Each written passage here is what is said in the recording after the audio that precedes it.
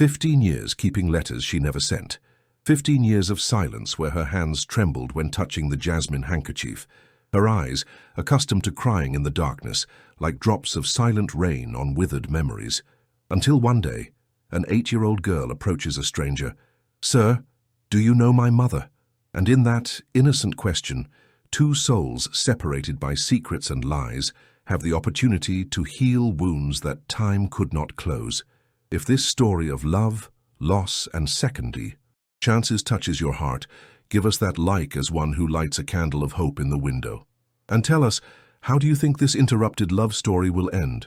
Your experience and wisdom could illuminate the ending that destiny has prepared for them. On a warm spring morning, reddish dust rested on the ground of the main square of Valle Sereno. The sun filtered through the colorful canvases stretched over the stalls of the artisan festival. Horses tied to wooden posts whinnied softly, while the aroma of new leather, freshly baked cornbread, and the ancient rust of tools mingled in the air like an invitation to memories.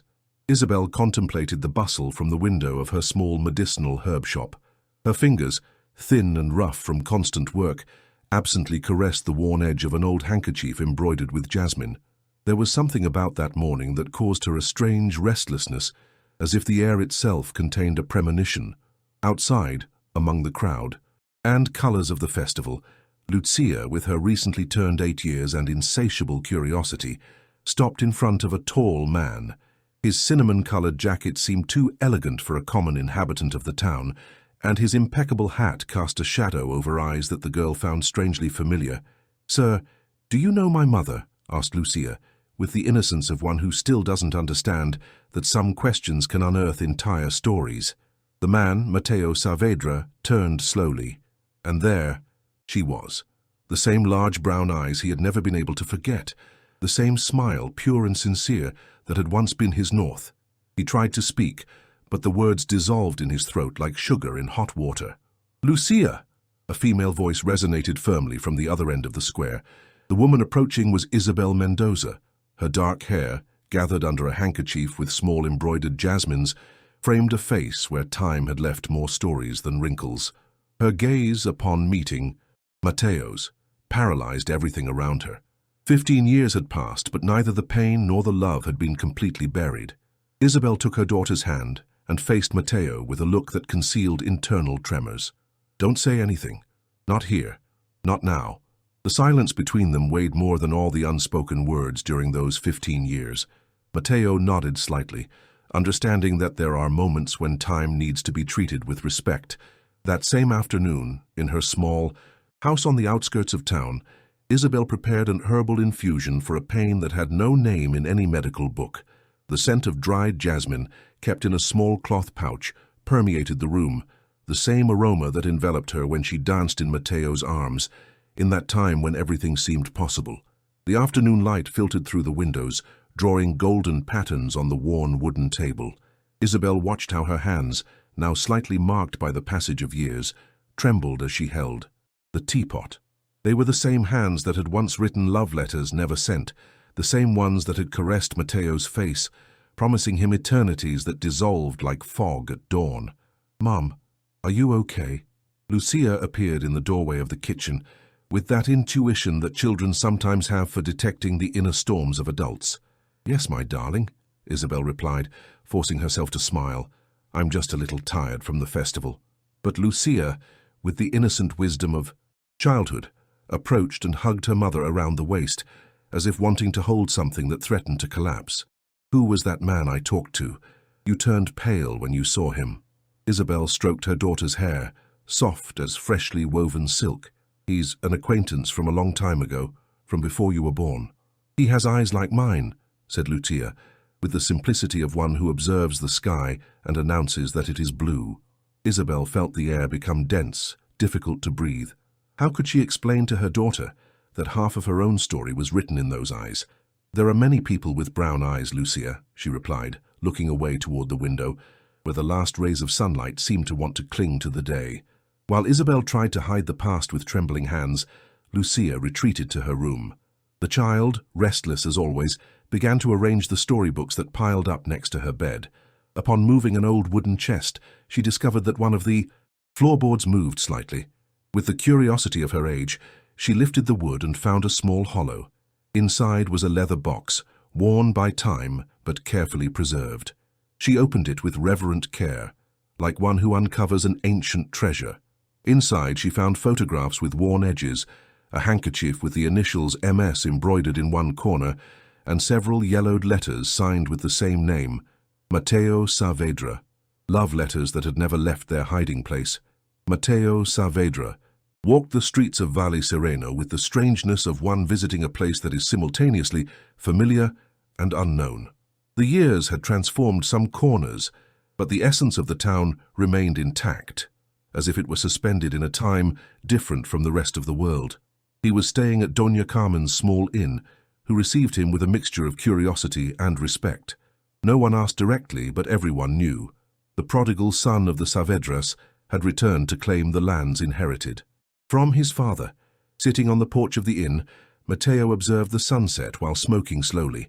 The smoke rose in spirals that seemed to want to tell ancient stories. His thoughts, however, were not on the property deeds or the legal matters he needed to resolve.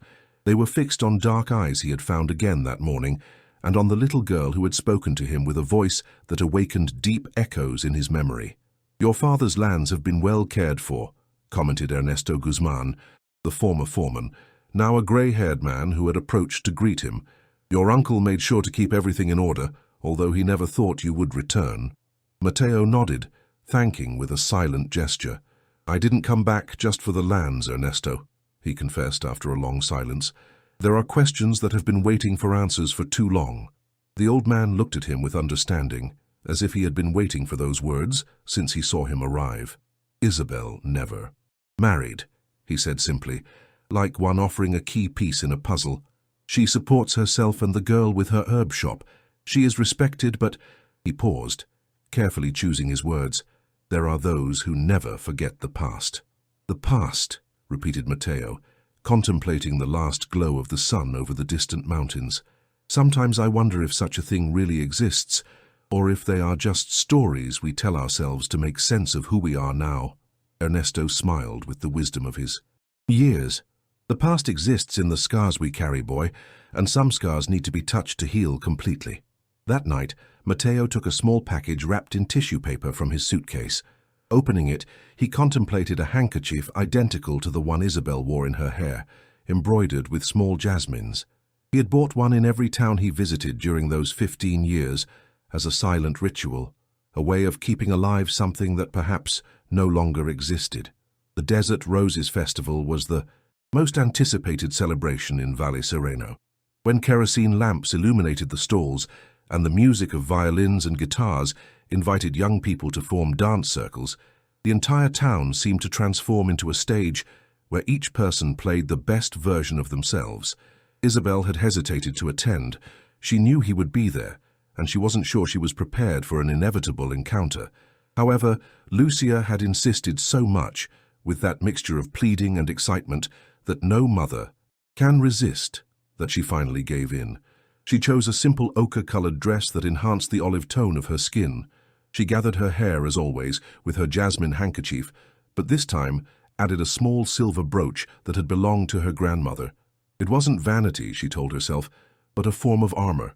The square was illuminated by dozens of lanterns that created an almost magical atmosphere.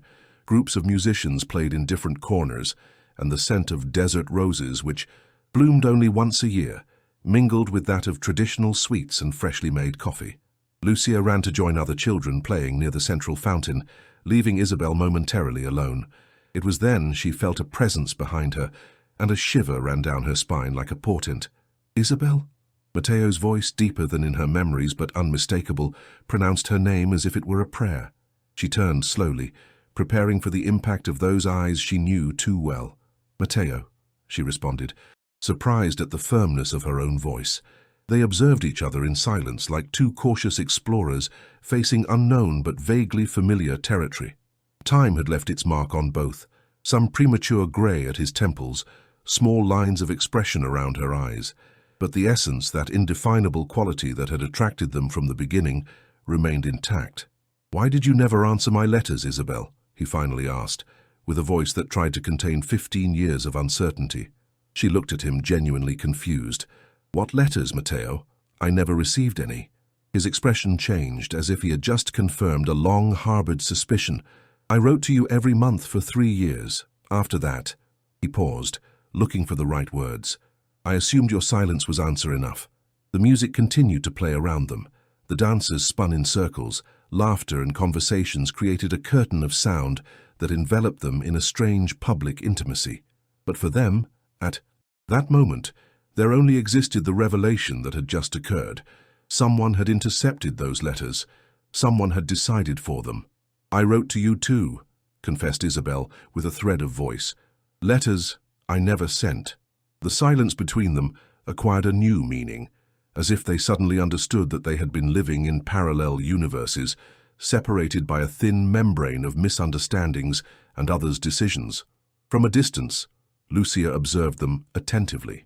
There was something in the way that stranger spoke with her mother, in the way they looked at each other, that awakened her childish curiosity, as if she were witnessing not a conversation, but the outcome of a story that had begun long before her birth. Sofia Rojas's bakery was more than a commercial establishment. It was the neuralgic center of news and secrets in Valle Sereno. Between the aroma of cinnamon and the heat of the ovens, the stories that the town chewed on for weeks were also cooked. Isabel had avoided the place since Matteo's return, but that morning she needed to buy bread and had no alternative. Upon entering, the sudden silence of the conversations confirmed what she already knew. She and Matteo were the topic of the moment. Sofia, her friend since childhood, received her with a hug that seemed to ask forgiveness for something not yet confessed. "The seed one is freshly baked," she said, pointing to some golden loaves that gave off a tempting aroma. Isabel nodded, grateful for the attempt at normalcy. "2 of those, please. Lucia loves your breads." Sofia began to wrap the loaves in paper, with movements that betrayed an unusual nervousness in her. Her hands, always sure when kneading or decorating cakes, trembled slightly. "I need to talk to you," she murmured, glancing at the other customers who pretended not to pay attention. In the back room, Isabel followed her with some apprehension. The small room was impregnated with the aroma of butter and vanilla, and the light entering through a high window created an almost confessional atmosphere. Sofia sat on an old stool, inviting Isabel to do the same in front of her. For a few moments, only the distant sound of the oven and the muffled voices coming from the shop could be heard. "It was me," Sofia finally said with a broken voice. "I hid the letters. Your mother asked me to. She thought she was protecting you." Isabel's face hardened, as if every muscle under her skin had tensed simultaneously. The friendship, until then unbreakable, cracked under the weight of the truth finally pronounced. "You?" The question sounded more like a painful exhalation than a word. "For 15 years you kept that secret?" Sofia lowered her gaze to her floured hands. "Your mother was convinced that he would only bring you disgrace. His father's debts, the rumors about his family." She paused, looking for justifications that now seemed hollow. "When you got pregnant and he had already left, he didn't." "No," interrupted Isabel, with a calmness that contrasted with the inner storm she felt. "I never told him. And now," her voice broke, "now Lucia has asked him if he knows her." As if something in her knew Sofia, as if blood recognized blood. A heavy silence settled between them. It wasn't just the revelation of a secret that was at stake, but 15 years of lives built on decisions based on incomplete information. 15 years of a father without a daughter, and a daughter without a father. "Where are they?" Isabel finally asked. "The letters. Where are the letters he sent me?" Sofia stood up and went to an old cabinet in the corner of the room. With slow movements, as if performing a ritual, she took out a wooden box from the bottom of a drawer. She opened it carefully, revealing a package of yellowed envelopes tied with a faded ribbon. "I kept them all," she confessed, with barely audible voice. "I couldn't destroy them. Something told me that someday—" She left the sentence unfinished, as if the words no longer mattered. Isabel took the package with trembling hands. They were heavier than she had imagined, as if each letter contained not only words, but fragments of a life she never got to live. "I don't know if I can forgive you," she finally said, standing up. "Not yet."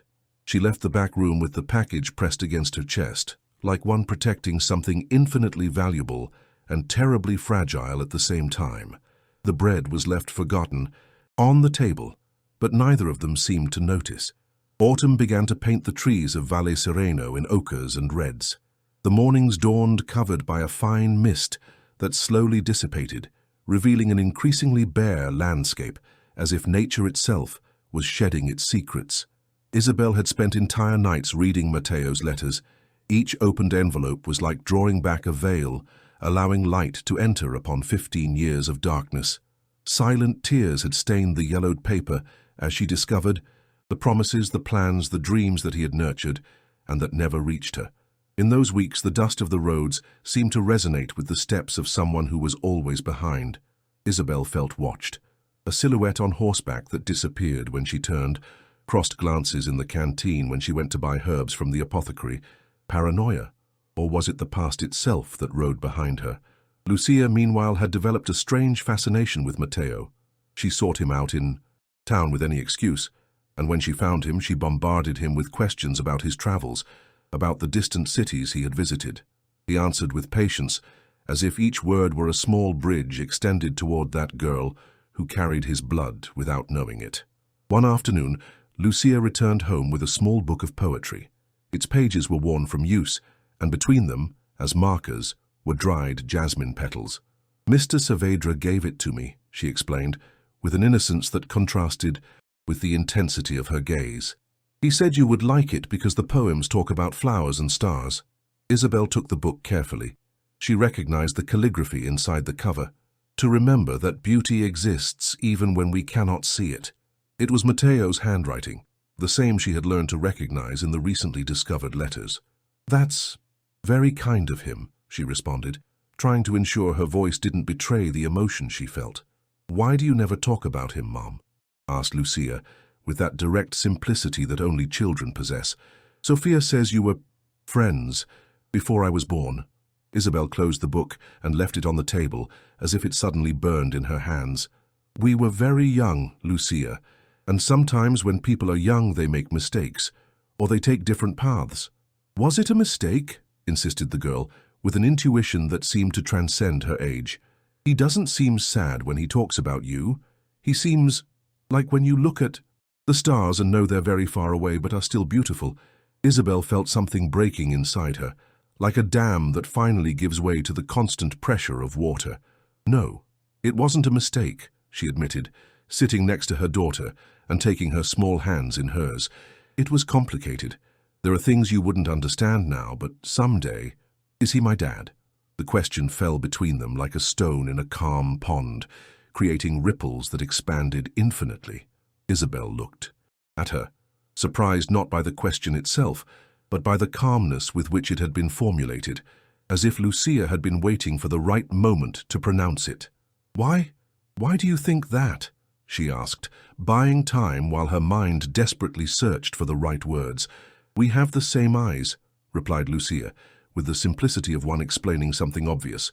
"And when he looks at me, he does it like you, as if I was something precious."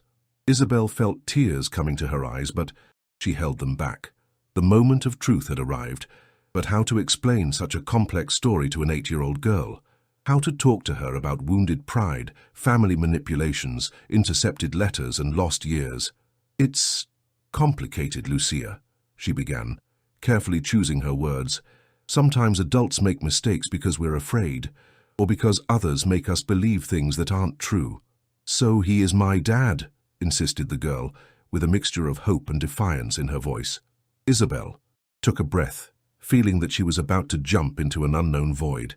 "Yes, Lucia, Matteo is your father." The girl nodded, as if she had just confirmed something she already knew deep down. There was no surprise on her face, only a kind of serene relief, like one who finally finds the missing piece in a long-contemplated puzzle. "Can I tell him?" she asked, with a smile that lit up her face. Isabel felt a knot in her throat. Her daughter's innocence painfully contrasted with the complexity of the situation. "I think I should talk to him first, Lucia. There are things we need to clarify before." The girl nodded again, accepting the adult logic, although without fully understanding it. Then, in a gesture that took Isabel by surprise, she hugged the poetry book against her chest. "I'm going to take very good care of it," she promised, "until I can thank him myself, as his daughter." during the traditional winter dance held in the main cantina, with men dressed in their best suits and women in long dresses of shiny fabrics, Isabel received a telegram that the young messenger delivered with a solemn expression. "Elena Mendoza gravely ill. Come say goodbye." The paper trembled in her hands. Her mother, that iron-willed woman who had shaped her life with hands as firm as they were relentless, was dying. The same one who, according to Sophia, had orchestrated the interception of Matteo's letters, altering the course of 3 lives with her intervention. Lucia, who observed her, mother with concern, finally confessed, "I've been writing to Grandma for months, Mum." Isabel looked at her, surprised and confused. "What? How is that possible? I've never seen letters." "I hid them inside the teddy bear you sewed for me," explained the girl with a mixture of guilt and defiance. "Grandma said it was our secret, that someday I would understand why." Isabel felt the world wobbling beneath her feet. Her own daughter and her mother had maintained a secret correspondence, weaving threads behind her back. How many more secrets remained to be discovered? How many more half-truths waited to be unearthed? "We have to go," she finally said, with a determination that surprised even herself. "It's time for all truths to come to light." That same night, while preparing a small trunk with the essentials for the journey, Isabel heard a soft knock at the door. Upon opening it, she found Matteo standing under the silver moonlight. He had never seemed so vulnerable as in that moment, with his hat in his hands and his gaze fixed on her like one contemplating a landscape he fears never seeing again. "I heard about your mother," he said simply. "I know it's not easy." Isabel nodded, silently thanking him for not trying to offer consolation with empty words. "There's something you should know before I leave," she said, inviting him in with a gesture. "Something I should have told you a long time ago." They sat in the small living room, illuminated only by the dim light of an oil lamp. Shadows danced on the walls, creating the illusion that they were not alone, that the ghosts of the past accompanied them in this long-postponed conversation.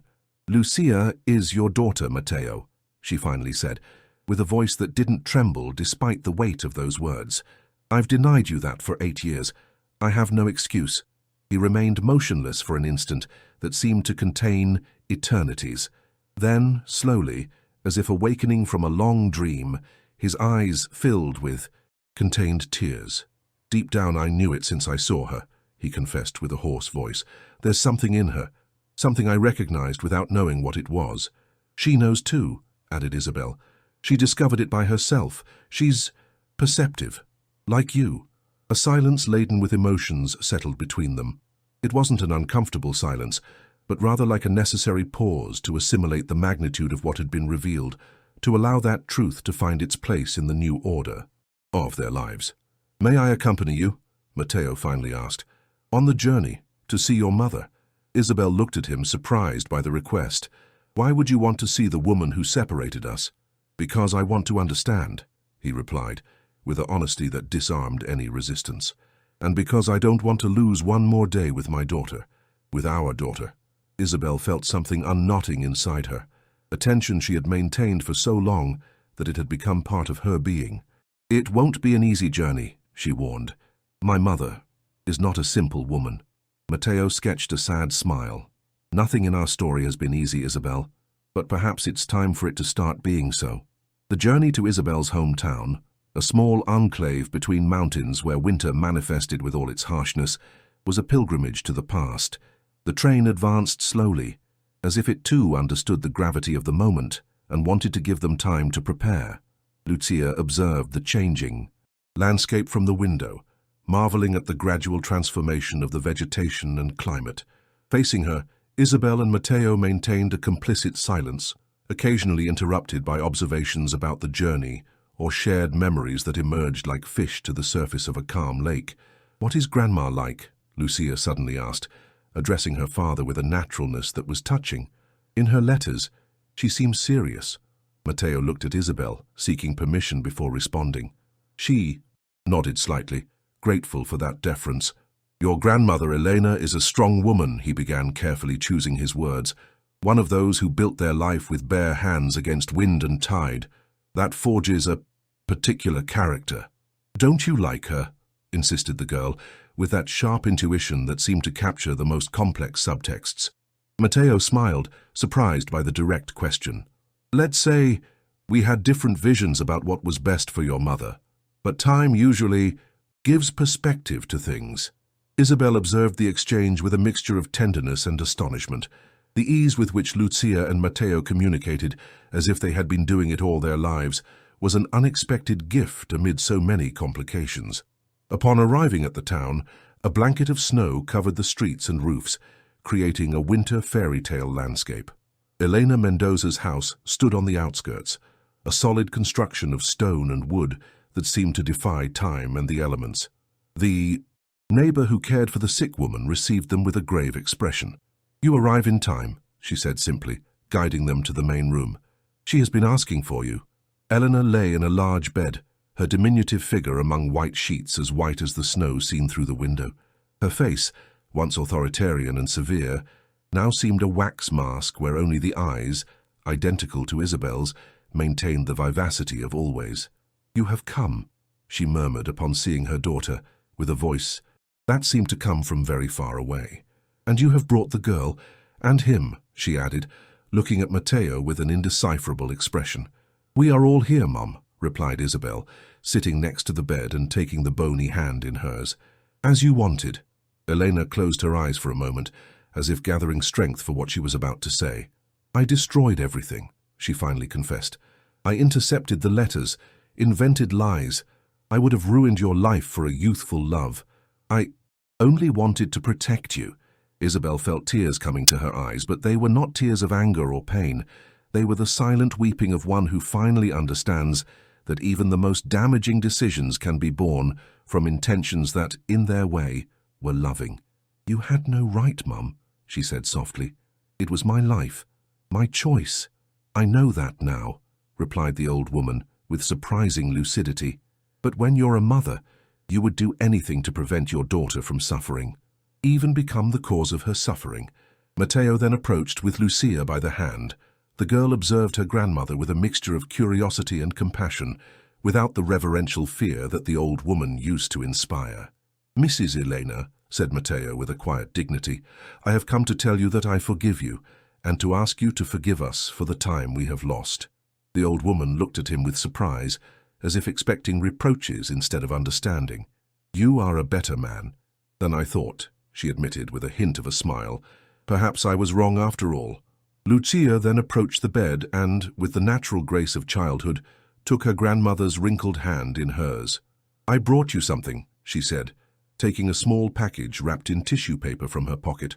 "I made it myself." Elena unwrapped the gift with trembling fingers. It was a handkerchief embroidered with small jasmines, similar to the one Isabel always wore. The work was imperfect, with irregular stitches that revealed the inexperienced hand of a child, but precisely because of that, it was moving. "It's beautiful," murmured the old woman, caressing the fabric with reverence. "Thank you, little one." As Isabel contemplated this improbable scene, her mother, her daughter, and the man she had never stopped loving gathered in a room that contained as much pain as hope. She understood that sometimes forgiveness is not a point of arrival, but a path that is traveled step by step, day by day. That night, while Lucia slept and Elena rested under the effect of medications, Isabel and Matteo sat by the fire in the house's living room. The crackling of the flames was the only sound that interrupted a silence that, for the first time in 15 years, was not laden with unanswered questions. "What will we do now?" Isabel finally asked, contemplating the embers that danced in the fireplace. "Live," Matteo simply replied, "one day at a time. Build what we can with what we have."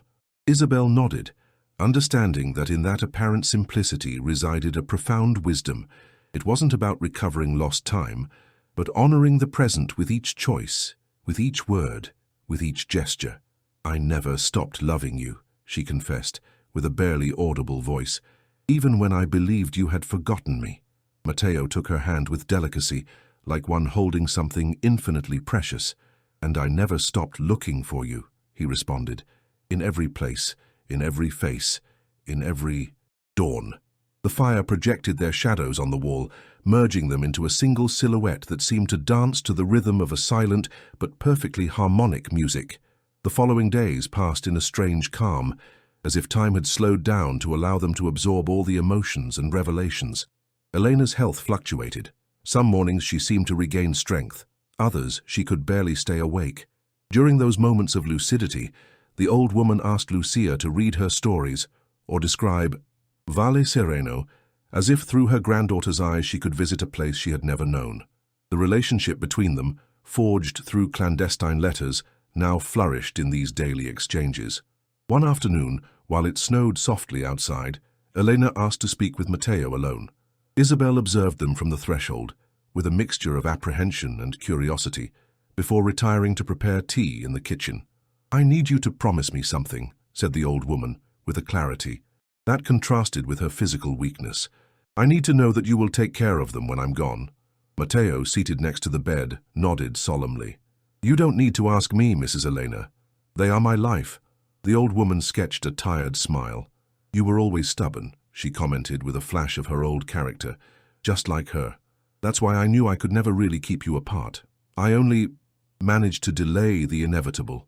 "Why did you do it?" asked Matteo, giving voice to the question he had kept for so long. "What did you see in me that seemed so dangerous for your daughter?"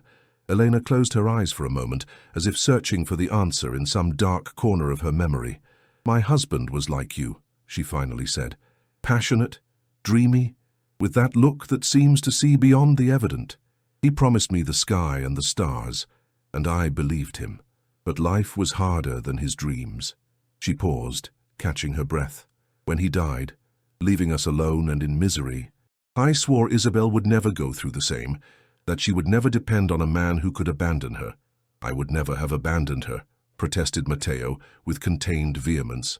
"I know that now," admitted Elena, "but fear clouds judgment, and I was so afraid for her." Her voice broke slightly. "So afraid that she would suffer as I suffered." Matteo then understood that before him was not an unscrupulous manipulator, but a woman who had acted from her own wounds, from her own unresolved pain.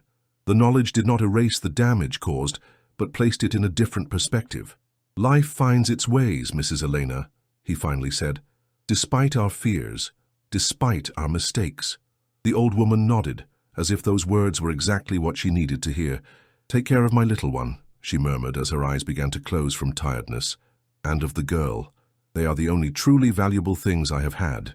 Meanwhile, in the kitchen, Isabel prepared tea with mechanical movements, her mind occupied with memories and possibilities. The whistle of the kettle brought her back to the present just as Lucia entered, with cheeks flushed from the cold after having been playing on the porch. "Do you think Grandma will get better?" asked the girl, with that mixture of innocence and wisdom that characterized her. Isabel hesitated for a moment. She had never believed in lying to children about important matters, but how to explain the imminence of death to a creature who was just beginning to understand life? "Her body is very tired, Lucia," she finally replied. "She has lived a lot and fought a lot." The girl nodded, processing that information with a seriousness unusual for her age. "Then we have to make her happy for the time she has left, right?" she said, with a simple but perfect logic.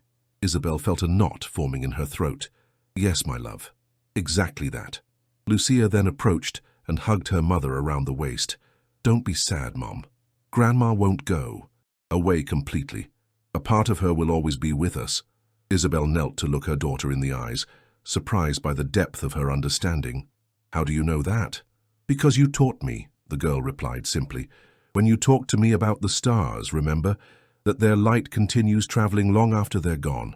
Isabel hugged her daughter tightly, amazed by the wisdom that sometimes comes from children's mouths, as if they had access to truths that adults have forgotten in our eagerness to understand the world.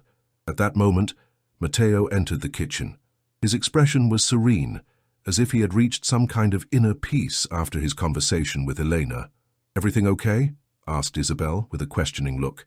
He nodded, joining the hug that mother and daughter maintained. "Everything is fine," he confirmed. "For the first time in a long time, everything is really fine."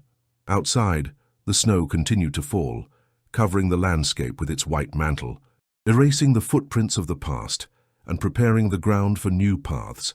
3 days later, during an especially cold morning, when breath turned into clouds of vapor when speaking, an unexpected visitor arrived at the house. His arrival was announced by the neigh of a horse and the crunch of snow under heavy boots. Isabel opened the door to find Victoria Altamira, an elegant woman with a penetrating gaze who had been her mother's best friend in her youth. Social differences had distanced them over the years, but the bond had never completely broken. "I came as soon as I heard," said Victoria, removing her leather gloves with precise gestures. "How is she?" "Weak but lucid," replied Isabel, inviting her in. "She'll be glad to see you." Victoria entered the house with the confidence of one who knows every corner. Her presence filled the space in an almost physical way, as if she brought with her the echo of another time, another life. "So it's true," she commented, looking at Matteo, who was next to the fireplace. "You've returned after so long." Matteo greeted her with a nod, recognizing in her an important figure from the past. "Mrs. Altamira," he said simply. "The years suit you well." The woman smiled with certain irony. "You were always a flatterer, Saavedra. I suppose that hasn't changed." The tension in the atmosphere was palpable. Victoria represented a world that Isabel had left behind, a social circle that had never fully accepted her choice of independent life. "I'm going to see Elena," announced Victoria, heading toward the main room. "Then I would like to talk to you, Isabel. There are pending matters that your mother would want to resolve."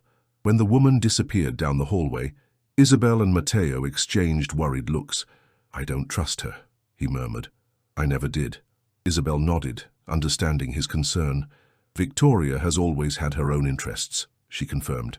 "But she has also been loyal to my mother, in her way."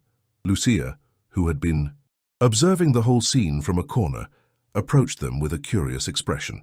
"That lady looks at me strangely," she commented, "as if she were looking for something in my face." Isabel and Matteo exchanged a meaningful look. Victoria had been one of the few people who knew the complete truth about Lucia's paternity from the beginning. "She's an old family friend," explained Isabel, caressing her daughter's hair. "Sometimes older people look at children like that, looking for resemblances to their parents or grandparents." The conversation was interrupted by Victoria's return, whose face showed a contained emotion behind the mask of composure.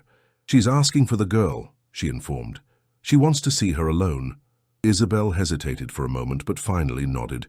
Lucia headed with a determined step toward her grandmother's room, leaving the adults in a silence charged with expectations. "We should talk," said Victoria, pointing to the kitchen. "In private." Once alone, Victoria took out a sealed envelope from her purse with the emblem of a law firm. "Elena has modified her will," she explained without preamble. "She wants everything to be clear before—" She didn't finish the sentence, but it wasn't necessary. The three knew that time was quickly running out. "I'm not interested in her money if that's what concerns you," replied Isabel, with a coldness that surprised even Matteo. "I've never been interested." Victoria looked at her with a mixture of astonishment and respect. "It's not just about money, Isabel," she clarified. "It's about the truth, the complete truth about your father." Isabel paled. Her father, Juan Mendoza, had died when she was barely a teenager, leaving behind a trail of debts and rumors about fraudulent businesses. For years, Elena had struggled to keep afloat the family honor and educate her daughter in the strictest rectitude. "What does my father have to do with all this?" she asked, with a thread of voice. Victoria took a breath, like one preparing to plunge into unknown waters. "Your father didn't die ruined by bad business, Isabel. He was betrayed by his partner, Augusto Saavedra, Matteo's father." The revelation fell like lightning in the room. Matteo stood up abruptly, his face distorted by surprise and indignation. "That's impossible," he protested. "My father was an honorable man. He never—" "Your father was human, like all of us," interrupted Victoria, with a calmness that contrasted with the agitation of the other two. "And humans make mistakes, sometimes unforgivable ones. Augusto repented until the day of his death, but the damage was already done." Isabel dropped into a chair, trying to assimilate what she had just heard. Suddenly, her mother's stubborn opposition to her relationship with Matteo took on a new, more complex and painful meaning. "Why didn't she tell me?" she murmured, more to herself than to others. "All these years." "Because she loved you," replied Victoria, with an unusual, softness in her. "And because she knew that you loved Matteo. She didn't want you to carry the weight of a hatred that didn't belong to you." Matteo remained motionless, as if petrified by the revelation. His world, already disrupted by recent discoveries, wobbled again beneath his feet. "I didn't know anything about this," he finally said with a hoarse voice.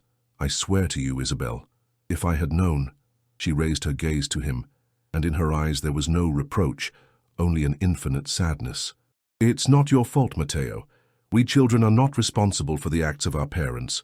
Victoria nodded, apparently satisfied with the reaction of both. "Elena wants you to know that she releases you from any obligation toward her or toward the past," she said, addressing Isabel. Her exact words were, "Tell her to live her life as she chooses. It's time for all of us to rest from our ghosts."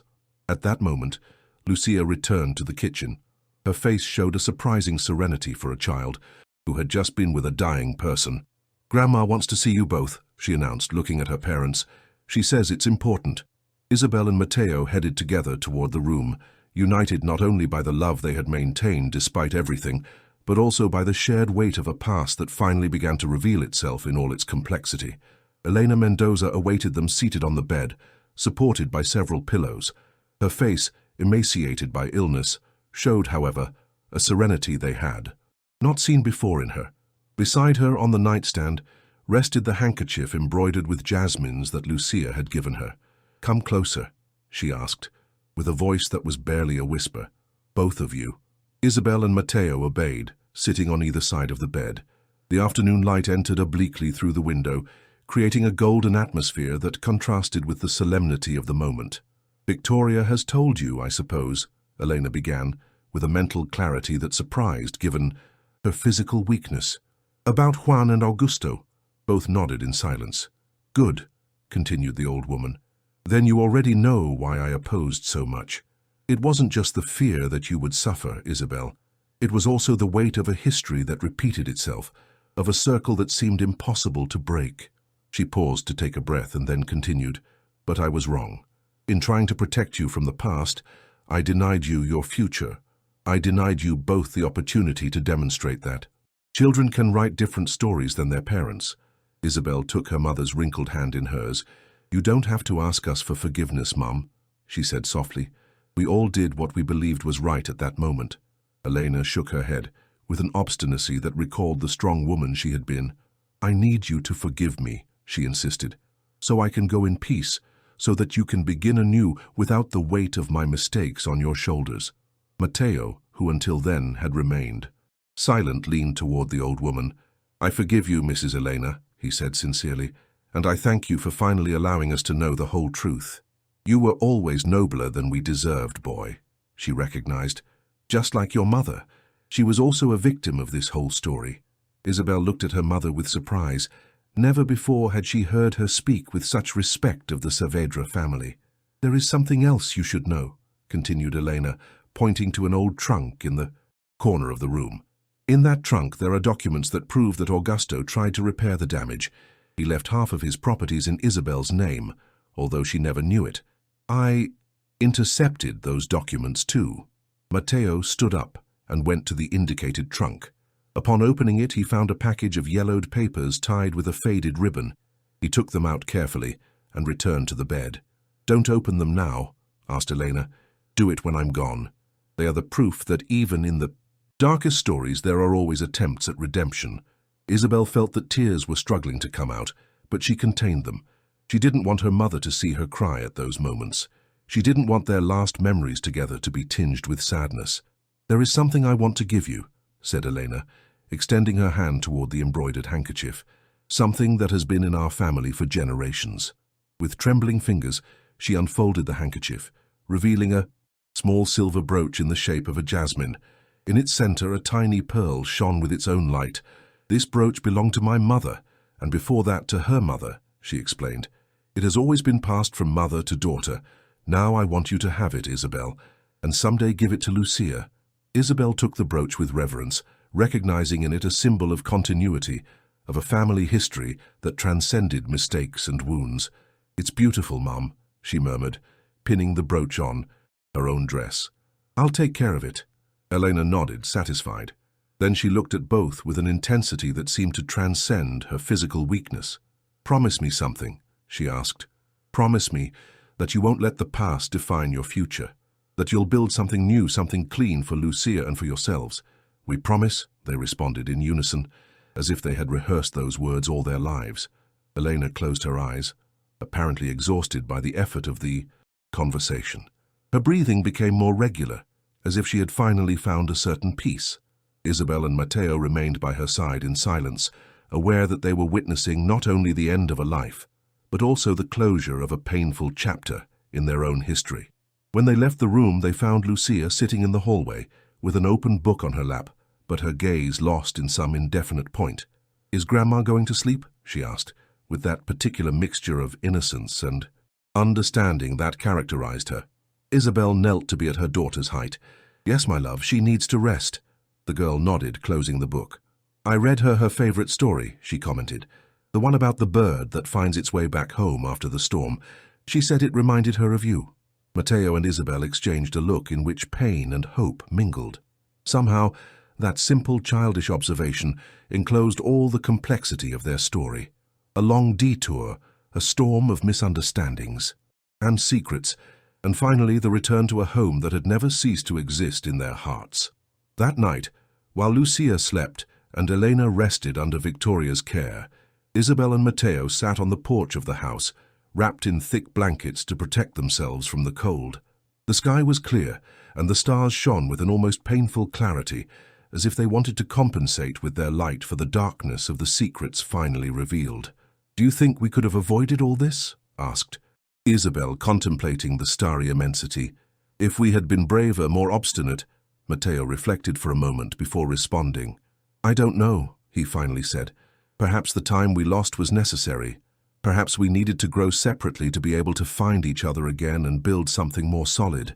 Isabel rested her head on his shoulder, feeling that a part of her relaxed for the first time in 15 years. "You sound like a poet," she joked, with a smile that he intuited rather than saw in the darkness. "I learned from the best," he responded, referring to the poetry book he had given to Lucia. "Some words only make sense after having lived enough to understand them." The silence that followed was neither uncomfortable nor heavy. It was the silence of two people who had finally found a common language, an understanding that transcended words and was anchored in shared experiences, in wounds healed together, in truths finally confronted. The death of Elena Mendoza was, like her life, discreet, dignified, and on her own terms. She departed during the early morning, while the first heavy snow of winter covered the town with a silent white mantle. Isabel, who dozed beside her bed, woke with the certainty that something had changed in the room, as if the air itself were different. There were no immediate tears, only a solemn quietness as she arranged the sheets and placed between her mother's now cold hands the handkerchief embroidered with jasmines that Lucia had made for her. The funeral was simple, as Elena would have wanted. The entire town attended, showing respect for a woman who, despite her difficult character, had been a pillar of the community for decades.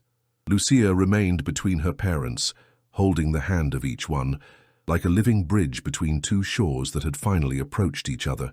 The following days passed in a kind of limbo, occupied with legal procedures, organizing belongings, saying goodbye to a place that contained as much pain as love.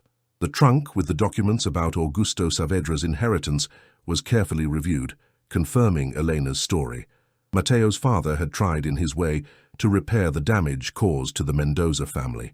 One afternoon, while organizing the attic of the house, Isabel found a box full of old photographs.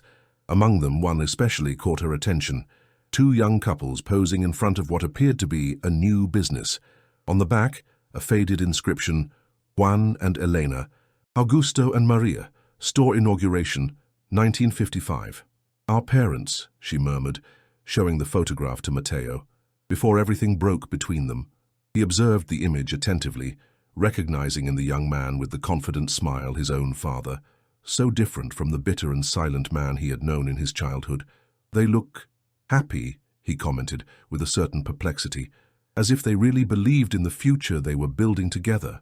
Isabel nodded, understanding what that image represented, a reminder that even stories that end in tragedy usually begin with hope and good intentions.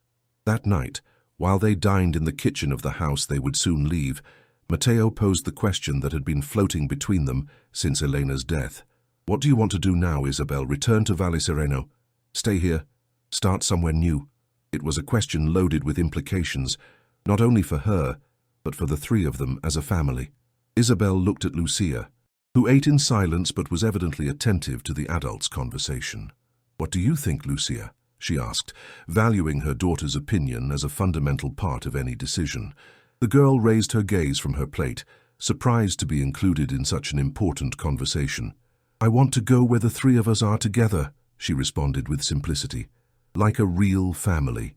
Isabel and Matteo exchanged a look in which tenderness and a certain guilt mingled for the years they had, deprived their daughter of that real family she now yearned for. "My father's lands in Valle Sereno are ours now," pointed out Matteo. "We could build something there. Something new," Isabel reflected, aware that it wasn't a simple decision. Valle Sereno contained her current life, her herb shop, her friendships, but also the memories of the secrets and lies that had marked her existence for 15 years. "Perhaps we could spend some time in each place," she finally suggested, "until we decide where we really feel at home." Matteo nodded, understanding that some decisions need time and space to mature. "The important thing is that we're together," he affirmed, extending his hand across the table to take Isabel's. "The place is secondary." Lucia observed the exchange with a smile that lit up her face. For her, the situation was much simpler than the adults made it seem. At last, she had a father, her mother smiled more, and the future, although uncertain, promised to be better than the past. That same night, Isabel made a decision. While Lucia slept and Matteo reviewed documents in the living room, she sat down to write a letter. It wasn't for Matteo, nor for any living person, but for her mother. A letter of farewell, of forgiveness, of gratitude. A final conversation they hadn't had time to have. "Dear Mom," she wrote, with a careful calligraphy that contrasted with the inner trembling she felt, "I leave this house taking with me not only your ashes, but also your lessons. Some I will follow, others I will transform, but all form part of who I am." She continued writing well into the night, pouring onto the paper all the contradictory emotions she felt. The pain for the loss, the relief for the truths finally revealed, the hope for a future that at last seemed possible. Upon finishing, she carefully folded the letter and placed it next to Elena's ashes, which rested in a small urn decorated with a jasmine motif, chosen by Lucia at the funeral home. "We leave. Tomorrow, Mum," she murmured, as if the old woman could hear her. "We return home, to our true home." The decision was made. They would return to Valle Sereno, not as three individuals separated by secrets and lies, but as a family united by truth, however painful it had been. They would face together any resistance or prejudice they might encounter. Elena's house would be sold, definitively closing that chapter of their lives. That night, Isabel slept without dreams, with a peace she hadn't known in years. Beside her, Matteo breathed calmly, as if he too had finally found a safe harbor after a long journey.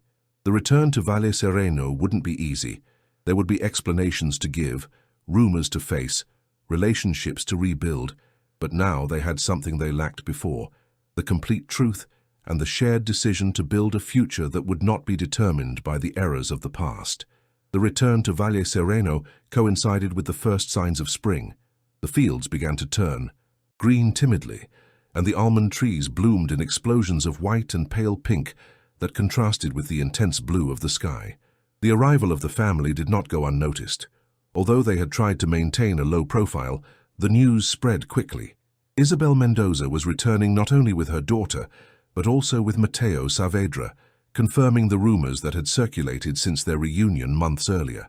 The first to visit them was Sophia, with a tray of freshly baked breads and an expression in which hope and fear mingled. Isabel received her on the porch of the house, aware that this conversation was necessary to close old wounds. "I've come to welcome you," said Sophia with an insecure voice, "and to ask your forgiveness once again." Isabel observed her former friend. The resentment she had felt upon discovering her role in intercepting the letters had diluted during the months that had passed, leaving in its place a more mature understanding of human complexities. "Come in," she invited with a smile that was not completely natural, but neither was it feigned. "Lucia will be happy to see your breads." During the visit, the two women did not directly mention the past. They talked about the town, about the minor changes that had occurred during Isabel's absence, about the herb shop that had remained closed but would soon reopen. It was as if they had established a tacit pact. Forgiveness would be a gradual process, built day by day with small, everyday gestures. When Sophia left, Isabel felt a weight lightening inside her. Resentment, she understood, was a luxury she could no longer afford, not if she wanted to build that new life they had promised to Eleanor and to themselves. The following days passed in a tranquil routine of restoration and adaptation.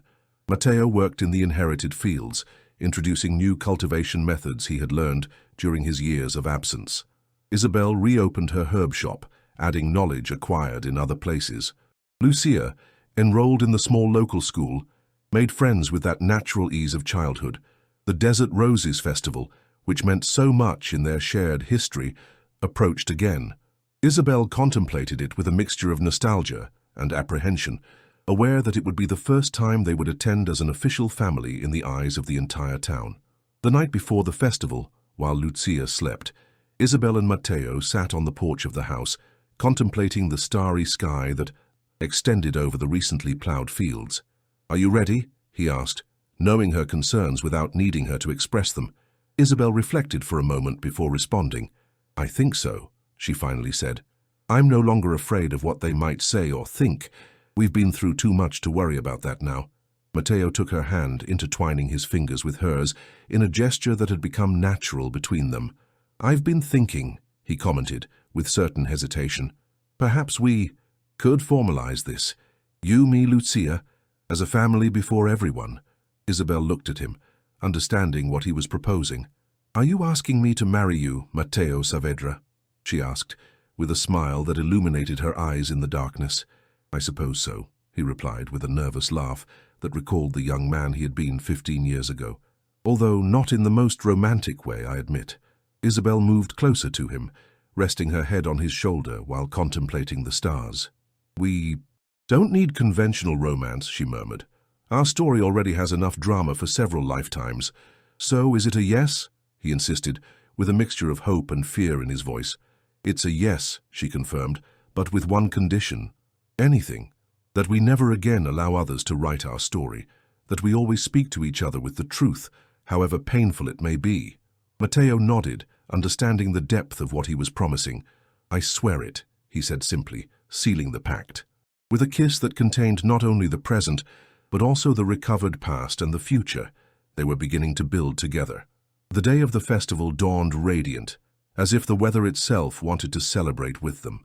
The town square had been transformed again with colorful stalls, music, and the characteristic aroma of desert roses mixed with that of traditional sweets. Isabel, Matteo, and Lucia arrived together, dressed with simple elegance. The girl ran from one stall to another with the energy characteristic of her age, while her parents followed her at a prudent distance, enjoying her enthusiasm. The looks and whispers did not take long to appear, but this time Isabel faced them with her head held high. She was no longer the frightened young woman who had fled with a secret under her heart, nor the single mother who shielded herself in her work to avoid uncomfortable questions. She was a complete woman, reconciled with her story, willing to defend her right to happiness. During the afternoon, while the musicians tuned their instruments for the traditional dance, Victoria Altamira made her appearance. She approached them with that elegant bearing that characterized her, attracting looks as she passed. "Isabel, Matteo," she greeted with a nod. "And this must be Lucia. Elena talked to me a lot about you, little one." The girl observed her with curiosity, remembering her from the days beside her grandmother's bed. "You were my grandmother's friend," she said, not as a question but as a statement. Victoria smiled with an unusual warmth in her. "For all her life," she confirmed, "despite our differences." She turned to Isabel, extracting a sealed envelope from her purse. "Elena asked me to give you this when I considered it was the right moment," she explained. "I believe it is now." Isabel took the envelope with slightly trembling hands. "Do you know what it contains?" she asked, intrigued by this last message from her mother. Victoria shook her head. "I only know that she wrote it shortly before dying, and that she said it was important to close the circle." Isabel thanked her for the gesture, keeping the envelope to read it later, in privacy. Some words need the appropriate space to be received. When Victoria moved away, the musicians began to play, inviting couples to form a circle for the traditional dance. Matteo extended his hand to Isabel with a smile that contained all their shared history. "Would you grant me this dance?" he asked with a formality that contrasted with the familiarity that now existed between them. Isabel took his hand, allowing him to guide her toward the center of the square. Around them, other couples joined the circle, but for them, it was as if they danced alone, wrapped in a bubble of memories and promises. As they spun to the rhythm of the music, Isabel saw Lucia observing them from the side, with a smile that illuminated her face. In that moment, she understood that the circle was finally closing. The pain of the past had not disappeared, but it had been transformed into the foundation upon which they now built their present. The desert roses perfumed the air, exactly as 15 years ago when they danced for the first time in that same place. But now, the aroma did not evoke nostalgia but fullness, did not awaken longings but gratitude for what was found, for what was rebuilt, for what was healed. Elena's letter remained unopened for several days. Isabel carried it with her, waiting for the appropriate moment to read her mother's last words. Finally, one quiet afternoon, when Matteo had taken Lucia fishing at the river, she sat in the small backyard of the house and broke the seal with careful fingers. Elena's handwriting, normally firm and precise, showed the weakness of her last days, but the words maintained the clarity and determination that had always characterized her. Dear Isabel, if you are reading this, it is because the circle has finally closed. Victoria will have given you this letter at the moment she considered appropriate, and I trust her judgment for that. There is something I never told you, something you perhaps should know now that you are rebuilding your life with Matteo. The jasmine handkerchief you always wore, identical to the one Lucia has now embroidered for me, has a history that goes back further than you imagine. It was the symbol of a forbidden love, the one that existed between my mother and Matteo's grandfather, a love that could never be due to the social conventions of the time, due to family expectations, due to 1,000 reasons that now seem so small compared to the pain they caused. That handkerchief passed from my mother to me, and from me to you, as a silent reminder of what happens when we allow others to decide our destiny. I did not know how to interpret it correctly. Instead of seeing it as a warning against resignation, I saw it as a justification for control. Now the handkerchief is in Lucia's hands, and through her, I hope that the symbol finally finds its true meaning. Not the memory of a frustrated love, but the promise of one that could finally flourish despite all obstacles. I ask your forgiveness once more, my daughter, for my blindness, for my fear, for my pride. But above all, I thank you for having been braver than I ever was, for having fought for your happiness even when I tried to direct it according to my own fears. Take care of Lucia, take care of Matteo, and above all, take care of that love that has survived so many tests. It is more valuable than any material inheritance I could leave you. With all my love, despite my mistakes, your mother, Elena. Isabel folded the letter carefully, feeling tears running freely down her cheeks. They were not tears of pain, but of liberation, of understanding, of mutual forgiveness, finally reached. The story of the jasmine handkerchief added a new dimension to everything that had happened. The family cycles, the patterns that repeat generation after generation until someone finds the courage to break them. She had been that person, although without knowing it. And now Lucia would inherit not the weight of a forbidden love, but the freedom of one that had finally found its way. That night, when Matteo and Lucia returned from their fishing excursion, Isabel received them with a new serenity, as if she had reached a deeper understanding of her own story. "How was the fishing?" she asked, helping Lucia to remove her muddy boots. "I caught 3. "Fish?" exclaimed the girl with pride. "Dad says I have natural talent." Isabel smiled, feeling a special warmth at hearing her daughter refer to Matteo as Dad. It was a word that had been absent for too long, and that now flowed naturally, as if it had always been part of her vocabulary. "Your father always had a good eye for recognizing talent," she commented, casting a knowing look at Matteo. Later, when Lucia slept and the house sank into nocturnal quietness, Isabel shared with Matteo the contents of Elena's letter. She told him about the history of the jasmine handkerchief, about the family cycles, about how what seemed a curse had been transformed into a blessing through the decisions that both had made. "It's strange to think that our lives were intertwined even before we were born," reflected Matteo. contemplating the handkerchief that Isabel had taken from her drawer of memories, as if destiny insisted on uniting what history had separated. "I don't think it was destiny," replied Isabel with a calm smile. "I think it was us, our choices despite everything." Matteo nodded, understanding the depth of what she was saying. They had not been puppets of a predetermined story, but the authors of their own tale, written with decisions that were sometimes painful but always authentic. Summer advanced, bringing with it the long days and starry nights that invited contemplation. The wedding was celebrated in a simple but significant way, in the garden of the house they now shared. Lucia, dressed in a white outfit adorned with small embroidered jasmines, carried the rings with a solemnity that contrasted with her usual childish energy. It was not a conventional celebration. It couldn't be, given the history that had brought them to this point.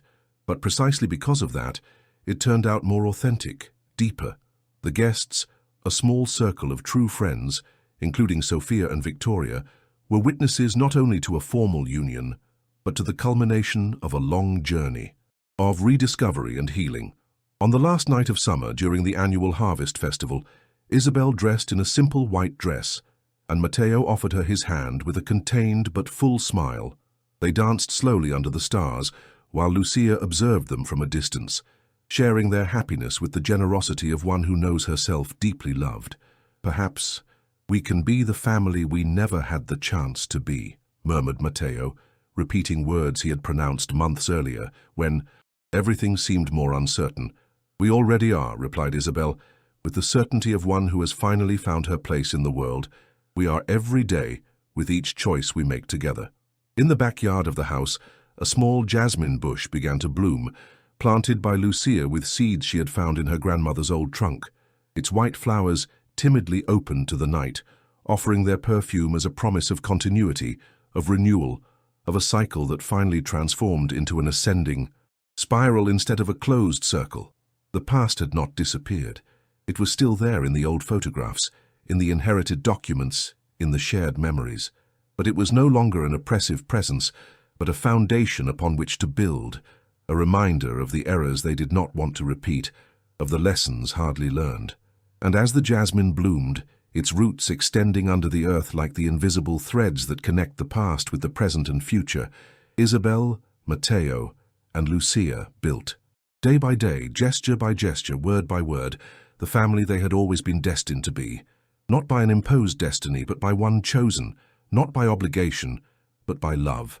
A love that, like the jasmine, had found a way to bloom even in the most adverse circumstances, perfuming not only their lives but also those of those around them, with the unmistakable fragrance of authenticity, of forgiveness, of truth finally embraced in all its complexity.